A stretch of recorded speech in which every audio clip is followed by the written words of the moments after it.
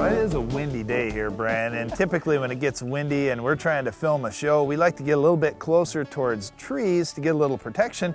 Unfortunately, the bugs try to get closer to the trees too, and a lot of times on a windy day like this, we're in the one place where the bugs can handle it, and they're all over us. But fortunately today, that's not the case. Well, the other thing when we talk about bugs being near the trees, they're all over in fields all the time. I don't care what crop it is, I walk out into fields and I'm finding bugs. And I guess the first thing we wanted to talk about here when we talk about insecticides in general is just beneficial insects. Well, both Darren and I were just at this little university field day the other day, and a couple of, well, this entomologist, one entomologist in particular, is just in love with certain bugs. And you know what? Well, you have to be if you're an entomologist, don't you? I'm in love with certain bugs too when they are beneficials and they're feeding on my target pest, okay? But the problem comes in where there are only a few of those bugs and there are just a ridiculous amount of this target pest, the one that's actually hurting my crop. So what we're trying to say here is we're all for beneficial insects, and if there are enough of them, I don't want to spray because I don't want to kill the beneficials. But if there aren't enough of them, I got to go out and I got to treat my field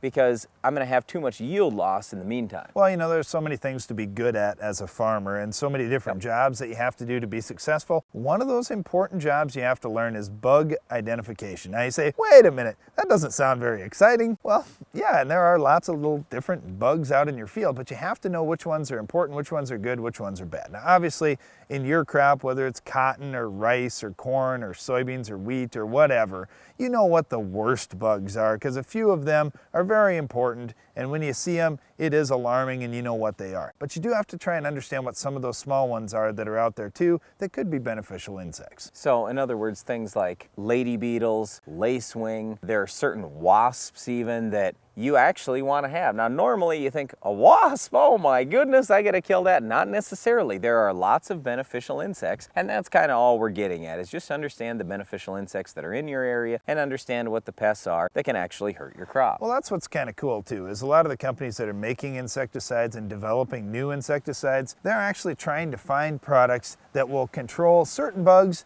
but leave other bugs alone. And if you can be a little less harmful to beneficial insects but more harmful to the problem bugs in that particular crop, that's exactly what everybody wants. And you know, Brian, growing up back in the 70s and early 80s, our dad would say, you know, this is a product that's a little more dangerous than another product. And a lot of those ones that Dad would say, hey guys, just stay away from that one, it was an insecticide.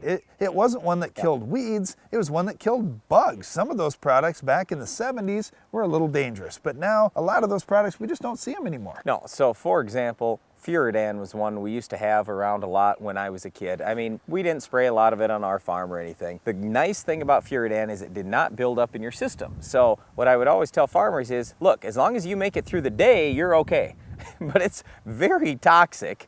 And there is a chance you're not going to make it through the day. Now, I don't know of any farmer that ever died from Furidan or anything like that. And there are certainly no long-lasting effects of Furidan because it goes out of your system within about 24 hours. But nevertheless, that product was pretty dangerous. That's been replaced on the market today by these synthetic pyrethroids. They are the reproduction of the poison found in the chrysanthemum flower. So it's basically like sprinkling flowers all across your field. That's a good thing. And yes, it's possible somebody could be allergic to that, just like people are allergic to certain flowers, but is it going to kill anybody?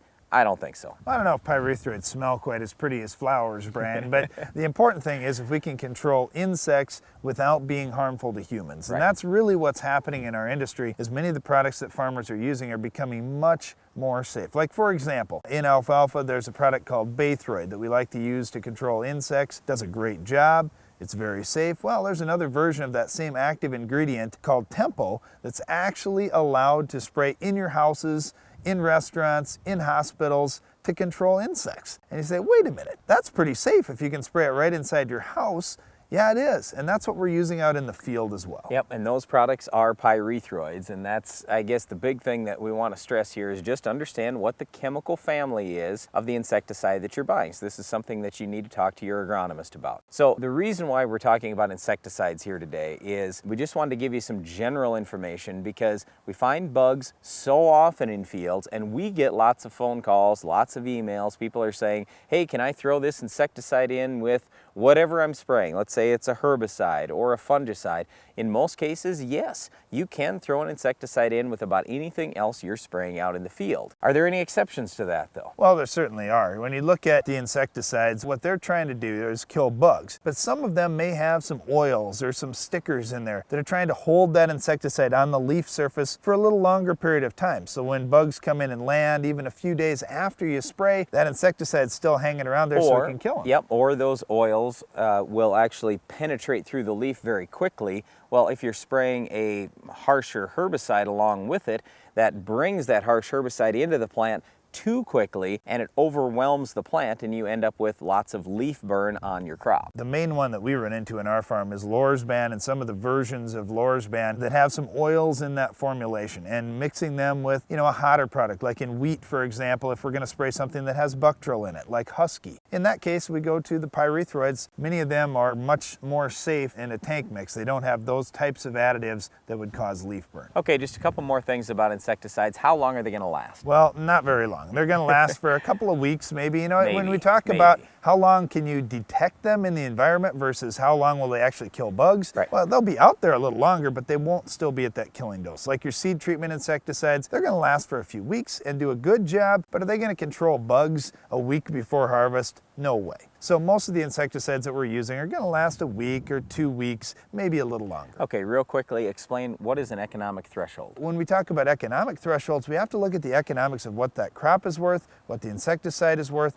and how many bugs it would take to cause some damage. And don't forget, you got to figure what the treatment cost is too. If I have to bring a plane in for $8 an acre, that's whole different than if I'm out there spraying herbicide anyway, and all I have to do is dump some insecticide in the tank. I have zero extra cost for application. So these are important things that we wanted you to consider today. And the main thing is, whenever we're thinking about bugs, you have to go out and scout your fields and try to get those bugs before they cause tremendous damage out on your farm, rather than after they've already wiped everything out. Obviously, you can't recover what you've already lost. And while you're out looking for insects in your fields, keep an eye out for our Weed of the Week. We'll show you how to control this tough weed coming up later in the show.